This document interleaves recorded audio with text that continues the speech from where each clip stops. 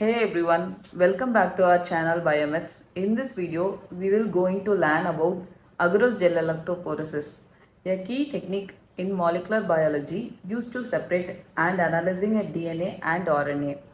By the end of this video, you will understand how this powerful method works and how to use it in the lab. Let's begin by reviewing the material. You will need agarose powder. Agarose is a polyacrylamide derived from the seaweed, and it forms a gel matrix that allows us to separate a DNA based on their size. Buffer.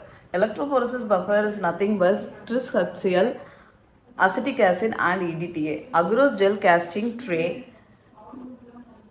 gel comb to create the well to load the DNA sample, microwave or hot plate to dissolve the agarose. DNA sample, we will use the DNA ladder and the sample. Loading die, this helps to visualize the sample. Power supply and the electrophoresis chamber. UV trans eliminator for visualizing the DNA. First, we will prepare our agarose gel. Measure out 1% agarose by adding agarose in TAE buffer for required volume. Heat the mixture in a microwave or hot plate until the agarose is completely dissolved and the solution becomes clear.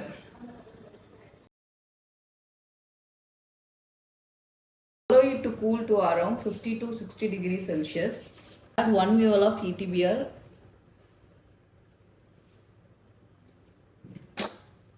and mix well. Be cautious while using ETBR.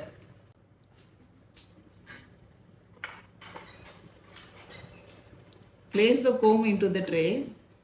Then pour the agarose gel into the casting tray. Gel set at room temperature for 20 to 30 minutes. Once the gel is solidified, remove the comb, place the gel into the electrophoresis apparatus. Electrophoresis apparatus containing electrophoresis buffer. The gel completely immersed into the electrophoresis buffer. Carefully load your DNA ladder into the first well. The ladder will serve as a smaller marker, helping you estimate the size of your sample later on.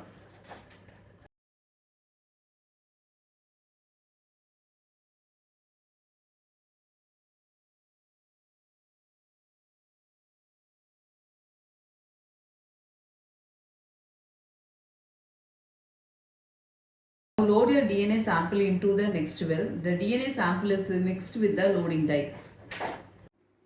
DNA will run towards the positive electrode as DNA is a negatively charged.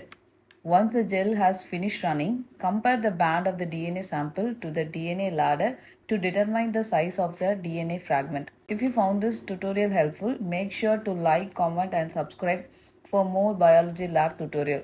If you have any questions or needed clarification, feel free to ask a comment below. Thank you for watching.